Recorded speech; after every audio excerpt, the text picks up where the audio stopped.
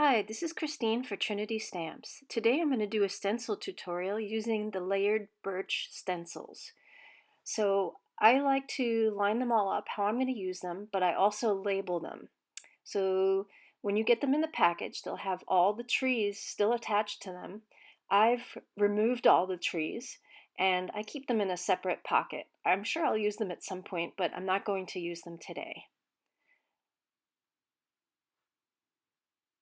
So here I have them lined up and I label them so that when I grab them again, I can easily figure out how to use them. This is them all lined up how they should be.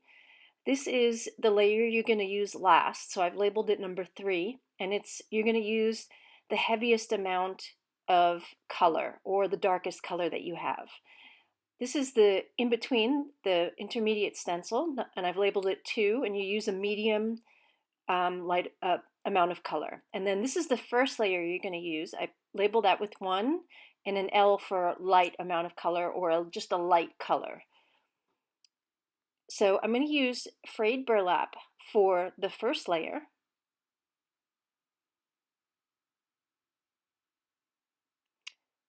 For the middle layer, I'm going to use vintage photo.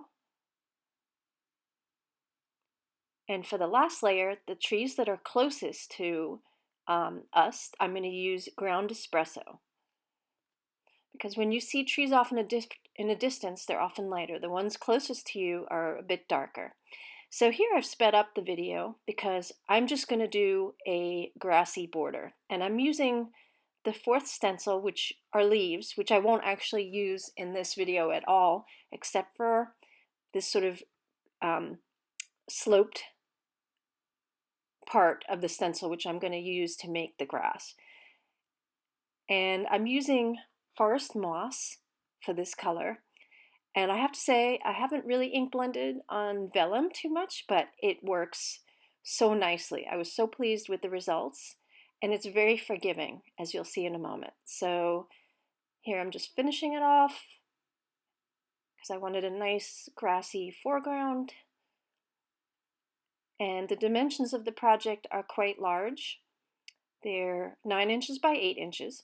And as you can see here, it's very forgiving because you can just use a baby wipe and wipe off any mistakes that you've made, and it doesn't affect anything. You let it dry.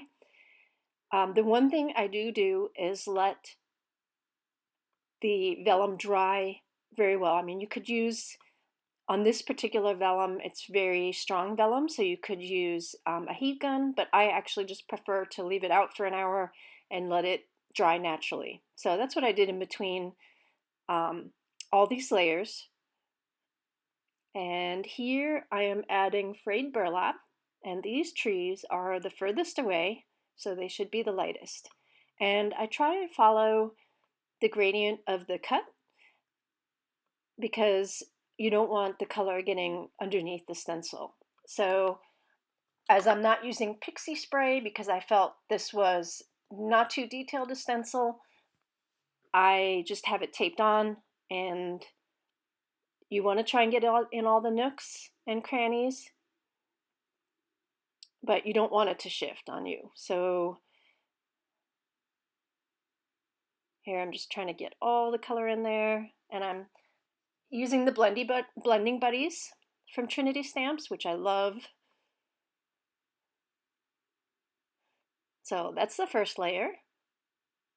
And again, very forgiving. You can erase mistakes, which is great for someone like me who makes mistakes. So I try not to, but it's just kind of in my nature. So here I'm blending the middle layer, and again, pushing the color in there. And it's great because when it's completely dry, the color just layers on top of the underlying color. So it doesn't mix and become something muddy and dirty. It's wonderful on this, at least on this vellum. You just layer the color on top of each other, and I think it just looks fantastic. And I always love the big reveal.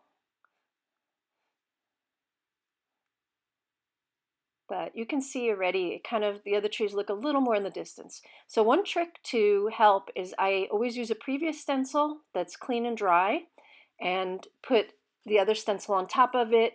Especially with a large project like this, you want to make sure that everything is lined up nicely.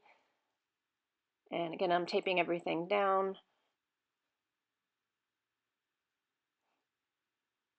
And this, I'm going to use my darkest color, the ground espresso. So again, I'm going to get it in there. I'm going to apply a lot of color, really try and get it in all the nooks and crannies.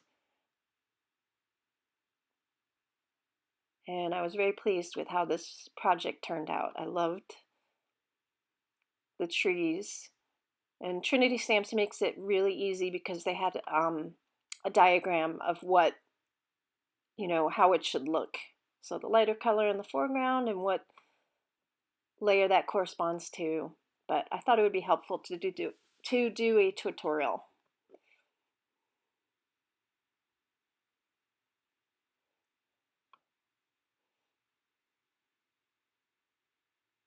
The great thing about the stencils too, you just need to rinse them off with water. That's how easy they clean with the Stress Oxide ink. Very easy. Run it under water. Done. So that's the final background.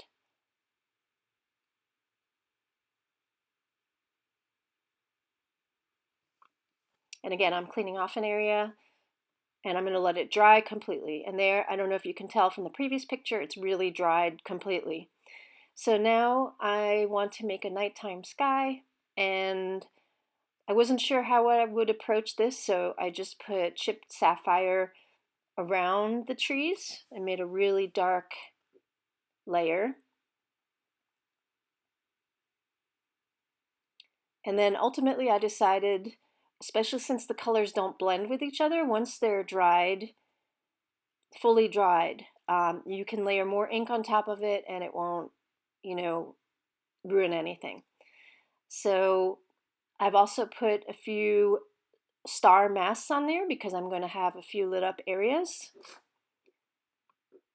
So those masks are already on there. They're very small. You might not even be able to see them, but in the end project, you'll be able to tell where I had them.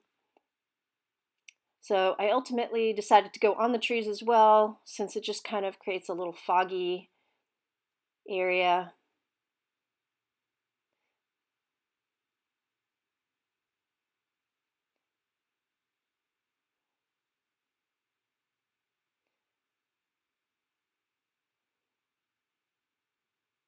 And then I'm going to go in with a purple color distressed ink,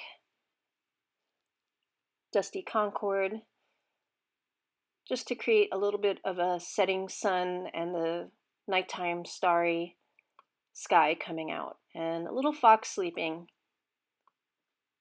then under that sky. And I'm just sort of blending the two. So you can ink blend the colors when they're still wet. You can do that quite well on the vellum, but once they dry, it doesn't do that, so that's great. And for my final, I'm just going to put a little bit of the sun setting. So I added a bit of a scene onto this, and I also cut some vellum out in yellow color because I wanted to light this scene up. And what I've done is I've used a new product from Pear Blossom Press, and it allows you, instead of having to do a circuit with copper tape, it has wires connected to the battery pack with LED lights at the end. So you simply can tape the LED lights or glue them on wherever you need them. In this case, I put them over the stars and the little lantern. You simply slide in your battery and it is good to go. So it is lovely because you could make a circuit as well, but this is really, really handy. So I love how that turned out. So I thought right now I'm going to keep it as a fall scene, but I think I'm probably going to add some items to make it more Christmassy. But for right now, so I have a a little, this is actually a case from a Tim Holtz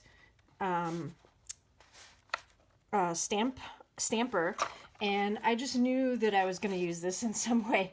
So all I did was add some wood grain paper and some other paper behind here, and this simply fits in here, and I'm